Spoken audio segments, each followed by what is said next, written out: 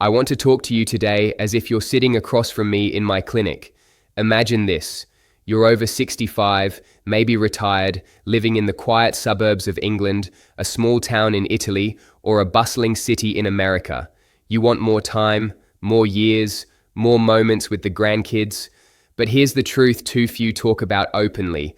Your heart doesn't get stronger just because you want it to. It responds to what you do every day, especially in the quiet hours after dawn. These aren't complicated routines or expensive therapies. They're the small choices that can mean the difference between needing help to get out of bed and walking unassisted through your 80s and 90s.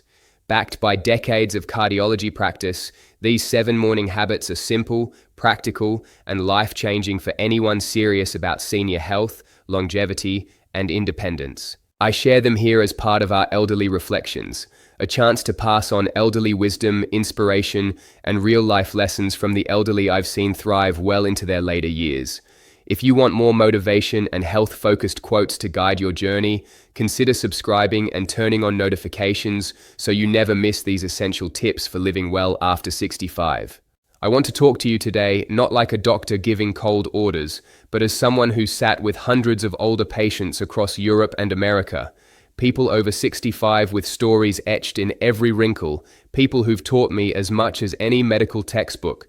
That's what these elderly reflections are really about, sharing the quiet, powerful elderly wisdom that can change lives one small habit at a time. The first habit I want you to try is deceptively simple.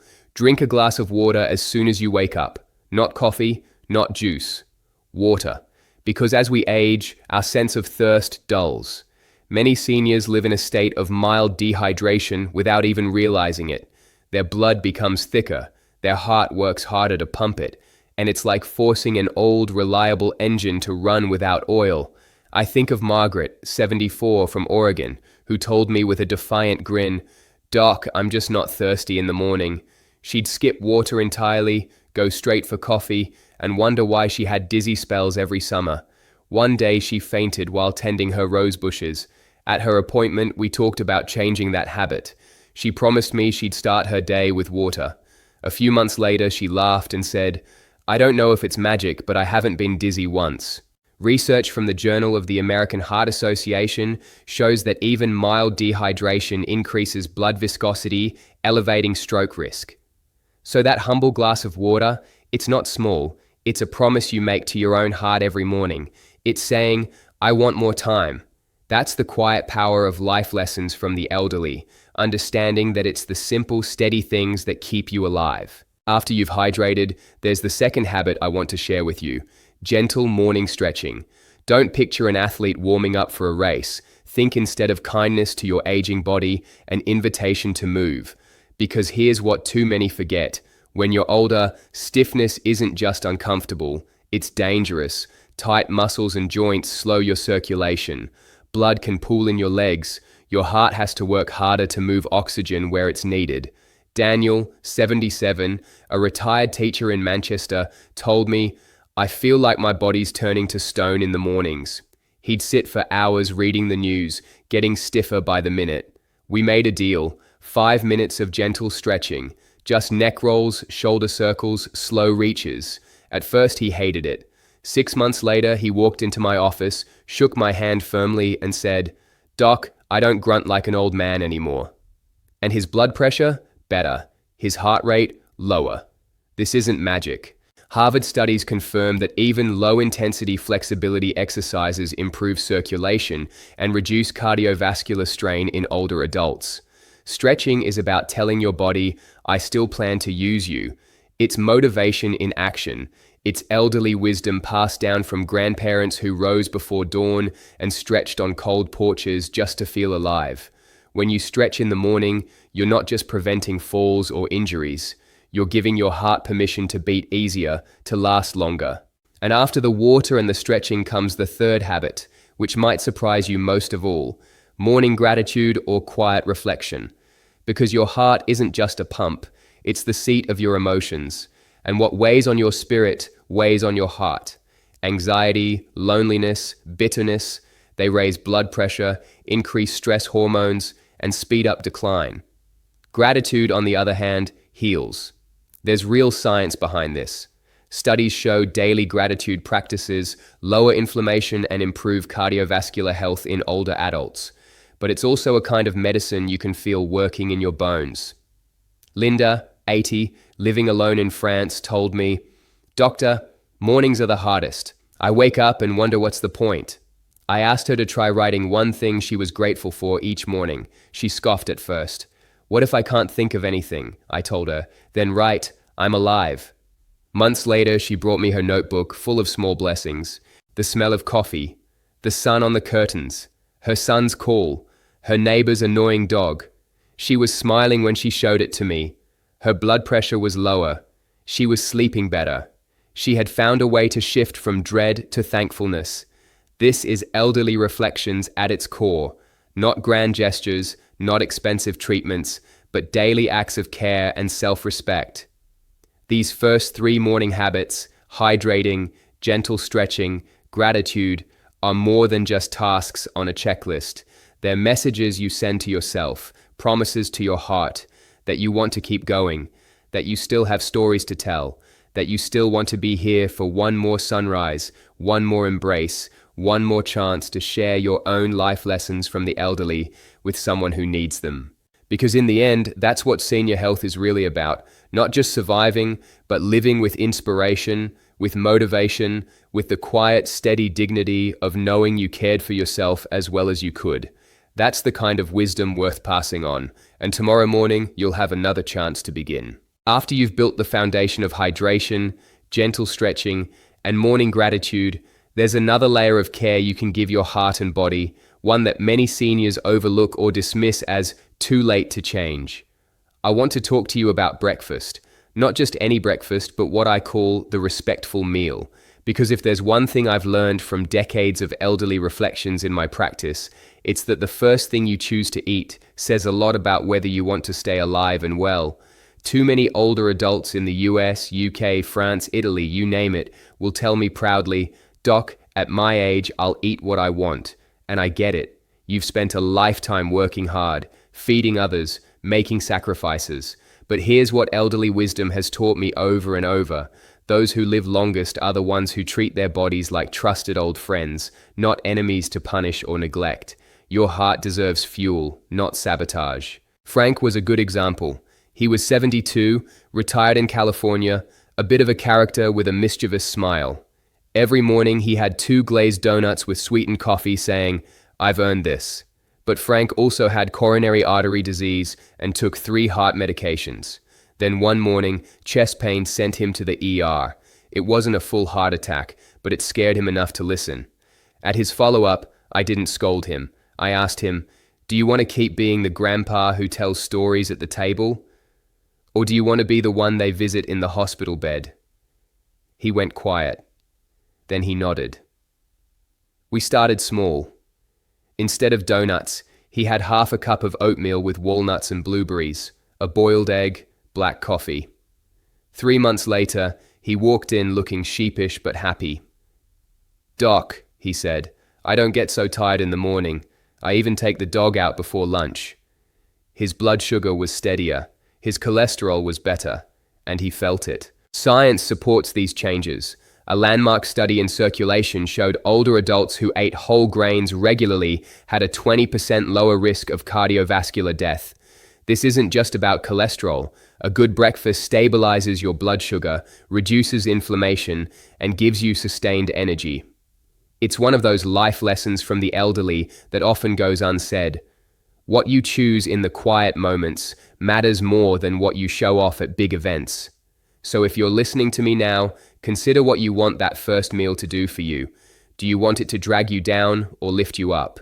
You don't have to go vegan or give up every treat, but start by swapping refined sugar bombs for something with real nutrients: berries, whole grains, nuts, eggs, yogurt, things that respect the beautiful, stubborn machine that is your aging body. Because senior health is not about punishment, it's about love in action. Which brings me to habit 5, something even softer, but no less vital: morning breathing or mindful relaxation. Don't roll your eyes. I've seen too many older men scoff at this. William Harris was one of them, a 79-year-old ex-military man from Vermont who told me flatly, "Doc, I don't do that yoga crap." But he had blood pressure that wouldn't quit, even on meds. And he admitted, a little embarrassed, that mornings were the worst. He woke up tense, heart racing, already worried about the day even though he was retired. We made a deal. No yoga, just breathing. He'd sit on the edge of the bed, close his eyes, and breathe in for 4 counts, hold for 2, then exhale for 6. 5 rounds. That's it. A few months later, he came in quieter. His wife said he was less of a bear before breakfast, and most importantly, his blood pressure had dropped a few precious points, enough to reduce risk, enough to matter. This is not placebo, it's science. Slow, controlled breathing activates the parasympathetic nervous system, the body's natural brake pedal. It reduces the stress hormone cortisol, lowers heart rate, and helps your arteries relax. The American Heart Association recommends mindful breathing precisely because it works. But it's also something deeper. It's motivation for the soul. Because when you're older, there's so much you can't control. Your kids' choices, your old injuries, the neighbor's noisy dog, but your breath, that's yours. That's a tiny rebellion against the chaos. A gentle promise that you will be kind to yourself today. Elderly wisdom often comes in whispers. I once had a patient in her 80s tell me, breathing is praying for people who don't know how to pray. I've never forgotten that. So tomorrow morning, before the news, before the worries, sit quietly, close your eyes, breathe. That's all. Not because you're trying to be someone you're not, but because you want to stay who you are, calm, clear, here. Then there's habit 6, which might be the most overlooked of all, planning your day with intention. This isn't making a strict schedule or writing a to-do list like you're back at the office. It's much simpler and much more important, because in retirement, the calendar can go blank, and with it, so can your sense of purpose. I can't count how many older patients have told me, I just wake up and see what happens. And at first, that sounds freeing, but over time, it becomes a quiet kind of despair. Days blur together, movement slows, the mind dulls, the body weakens. Eleanor was 81, living alone in rural Ireland after losing her husband a decade earlier. Her kids were far away. When I asked what she did each day, she just shrugged. Whatever. She was lonely. Her mood was low. She barely left her chair. I suggested something simple. Every morning before getting out of bed, think of one thing to do that day. Not a dozen tasks, just one. Water the plants. Call the neighbor. Write a letter. Sit in the sun for 20 minutes. At first she thought it was ridiculous, but she tried. And slowly, things changed. She told me one day, smiling shyly, I felt like I had a job again. She started looking forward to mornings. Her mobility improved. Her mood lifted. Studies back this up. Older adults with daily purpose, even small intentions, have lower rates of depression, better physical health, and even reduced mortality risk. It's a reminder that senior health isn't just medicine or exercise, it's meaning. This is one of those elderly reflections that breaks my heart and lifts it at the same time. If you don't have a reason to get up, your body will stop trying. So choose something. Anything. Plan it while you're still under the covers. Give yourself that gift of anticipation.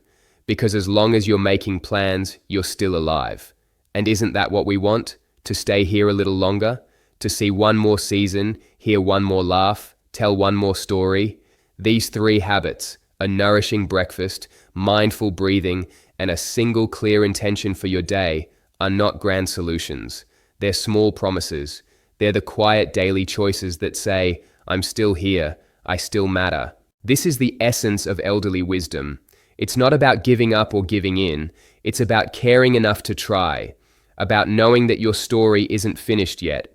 That even in your 70s, 80s, 90s, you can still choose inspiration, share quotes that matter, pass on life lessons from the elderly that will outlive you. After you've laid the foundation with 6 meaningful habits, there is one final practice I want to share with you.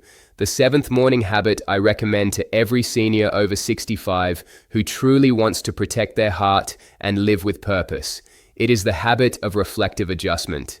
This is the art of pausing at the end of your morning routine to look back at what you just did. Not with guilt, not with self-criticism, but with gentle curiosity. It's asking yourself, How did that feel today? Because if there's one thing I've learned from decades of talking to older adults across America and Europe, it's that the healthiest seniors aren't the ones who follow rigid routines perfectly, but the ones who learn to adapt with age. Your body changes constantly after 65. Some mornings you'll wake with stiff joints, other days with surprising energy.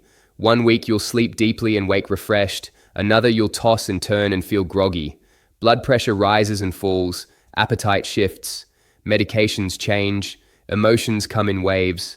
The people I've seen live into their late 80s, 90s, even hundreds, weren't the ones who pretended these changes didn't happen.